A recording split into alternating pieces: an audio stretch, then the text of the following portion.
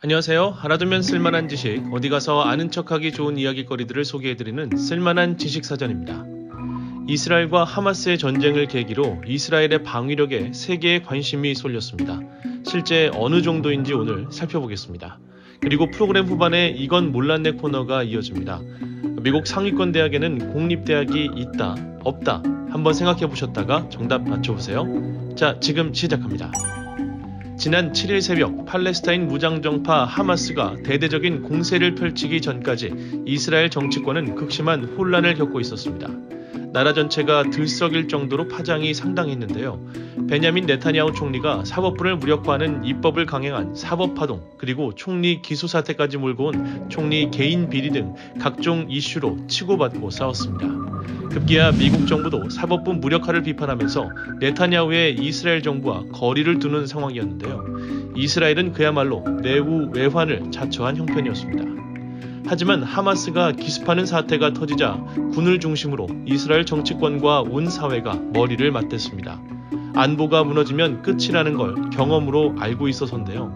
전시 상황인 지금 이스라엘 사회의 중심은 이스라엘 군입니다. 해외 체류 중인 이스라엘 국민뿐 아니라 국적은 미국, 영국, 독일, 폴란드인데 종교적 정체성이 유대인인 이들까지 이스라엘을 지키겠다며 달려갔습니다. 나라를 또 잃을 수는 없다는 역사의식을 갖고 있기 때문인데요. 이스라엘은 남녀 모두 병역 의무를 마치고 예비역이 됩니다. 이스라엘군이 지난 12일 북부 국경 인근의 한 키부츠 공동농장에서 주민들에게 소총 등 개인 화기를 지급하는 모습이 외신을 통해 보도됐는데요. 일상복 차림의 주민들이 지급 명단에 서명을 하고 군복 차림의 여군으로부터 소총과 함께 실탄이 가득 채워진 탄창을 받는 모습이었습니다. 이들은 현역 장병 못지않은 전투 경험을 갖고 있어 실전 투입이 바로 가능한 정예 예비군들입니다. 이스라엘 정부가 하마스와의 전쟁을 선포한 직후 예비군 30만 명을 바로 소집한 것도 이들 대부분이 준비된 자원이기 때문입니다. 이스라엘군은 어느 때든 즉각 실전 투입이 가능한 정예 예비군을 총 46만 명가량 두고 있습니다. 현역의 2.5배 규모인데요. 이들은 20대 초반 전역 후에도 여성은 34세, 남성은 40에서 45세까지 예비군으로 연간 55일을 훈련합니다. 전쟁이 잦다 보니 예비역 기간 실제 전쟁을 여러 차례 겪어 갓 입대한 현역병보다 노련합니다. 이스라엘군은 여자도 남자와 동일하게 병역 의무를 다합니다. 남자는 30개월, 여자는 24개월로 복무기간만 다를 뿐 전투부대에 배치되는 등 거의 똑같은 수준으로 나라를 지키고 있는데요. 이스라엘 군 병력은 간부, 병사를 다 합쳐 18만 명 수준인데 이 중 35%인 약 6만 1,000명이 여군입니다.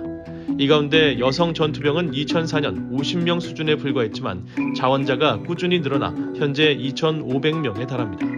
간부를 제외한 전체 전투병 42,000명의 6%를 여군이 차지하고 있는 건데요. 그 밖에 현대전 전력의 핵심인 무인 항공기 조종과 첩보, 해킹, 전자전 등 여러 병과와 부대에서 이스라엘 여군들은 맹활약을 하고 있습니다. 그리고 이스라엘은 외교를 잘 활용해 왔습니다.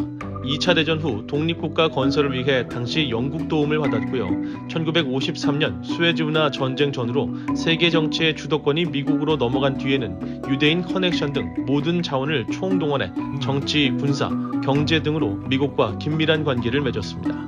미국도 이스라엘을 중동 지역에서 사실상 유일한 민주주의 국가로서 이란 등을 견제하고 통제하는 등 전략적 가치가 높다고 판단하고 있습니다. 물론 이스라엘 당국은 자주 국방에도 노력하고 있습니다. 이미 50년 전 메르카바 탱크를 개발하는 데 성공했고요. 이후 군사 정찰 위성 오페크, 저고도 방공 시스템 아이언돔, 자폭 드론 하피 같은 무기들을 잇따라 만들어냈습니다. 미국 몰래 핵무기도 개발한 것은 잘 알려져 있죠. 보너스 정보 이건 몰랐네 시간입니다. 신종 코로나 바이러스 사태 이후 고물가 시대가 되면서 미국에선 학자금 부담이 상대적으로 적으면서 졸업 후 전망이 좋은 공립대학들이 주목받고 있습니다. 대학 선택에도 가성비가 중요한 요인이 된 건데요. 월스트리트 저널이 최근 정리한 2024 대학 평가 순위 최신 자료에서 공립대학들이 상당수 상위에 올랐습니다. 플로리다 대학교가 전체 15위로 공립대 가운데 가장 높은 자리를 차지했습니다. 이 대학을 1년 다니는 순수 비용, 그러니까 학자금에서 장학금과 기타 보조금 등을 뺀 액수가 3,679달러에 불과한 것으로 나타났는데요. 한국 돈으로 환산하면 490만 원 정도입니다. 반면 졸업 후 학생이 얻게 될 이득은 상당합니다. 이 대학 졸업생의 연봉에 추가될 가치가 44,468달러에 이르는 것으로 계산됐는데요. 한국 돈으로는 5,920만 원에 달합니다. 공립대학 중에 그 다음 높은 순위는 뉴저지 공과대학교입니다. 1년 순비용은 17,093달러, 한화 약 2,276만 원으로 계산됐고요.